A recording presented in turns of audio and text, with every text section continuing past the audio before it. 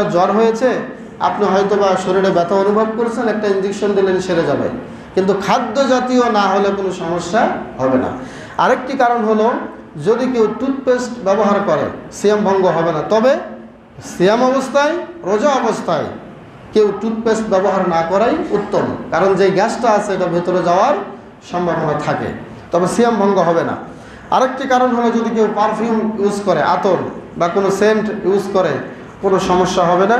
সাথে সাথে খাবারের পর মা বোনেরা যদি লবণ চেক করে, হালকা, খাওয়ার উদ্দেশ্য নয়, শুধু লবণটা তরকারিতে কেমন হলো, একজন রোজাদার রোজা ইফতার করার পরে তিনি খাবারটা খাবেন, এটা মা বোনদের একটা গুরুত্বপূর্ণ দায়িত্ব। একটা এমডি, একটা চেয়ারম্যান যেমন একটা কোম্পানির থাকে, তার গুরু দায়িত্ব, একটা মা একটা পরিবারের রান্না করেন যিনি, ওনার ঠিক তেমনই একটা দায়িত্ব থাকে। পুরো ফ্যামিলির লোক তার রান্না করা খাবার খাবে, যদি স্বাদ না হয় তাহলে এই খাবারে কেউ তৃপ্তি পাবে না। এই জন্য দেখেন ইসলামটা কত ভারসাম্যর একটা, ব্যালেন্সের একটা ধর্ম, যেখানে একজন মাকে, একজন রাঁধুনিকে এই তরকারি হালকা চেক করে এটা পেটের মধ্যে ঢুকানোর কথাও আল্লাহ রাসূল বলেছেন। বলেন সুবহানাল্লাহ। শুধুমাত্র এক ফোঁটা একটু চেক করবেন না, লবণ ঠিক মতো হলো কিনা, স্বাদ ঠিক মতো আসলো কিনা।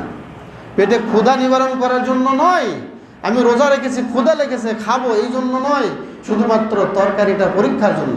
বলেন না সুবহানাল্লাহ। এরপরে নাকে যদি কেউ ড্রপ ব্যবহার করে, নাকে চোখে চিকিৎসার জন্য, সিয়ামের কোনো ক্ষতি হবে না।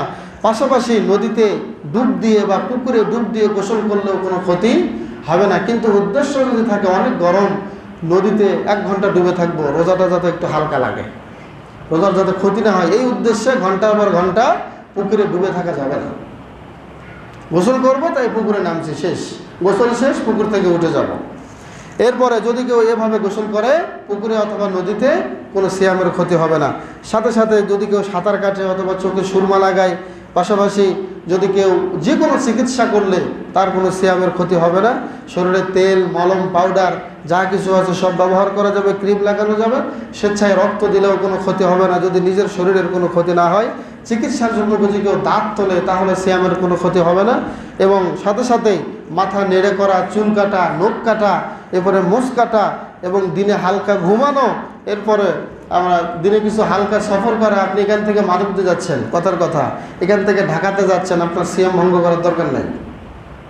একদম সিয়াম ভঙ্গ করবেন কখন? এখান থেকে যদি আপনি যান তেঁতুলিয়া, এখান থেকে যদি যান চট্টগ্রাম, যদি যান একেবারে এই ফেনী, কুমিল্লা, এত দূরের সফর হলে সেই ক্ষেত্রে সিয়াম ভঙ্গ করার কথা কোরআনে আল্লাহ স্পষ্ট বলেছেন যে আও আলা সাফার। তো সম্মানিত উপস্থিতি, এখন আমি যে কারণগুলো বললাম এগুলোতে কি হয় না, সিয়ামের কোনো ক্ষতি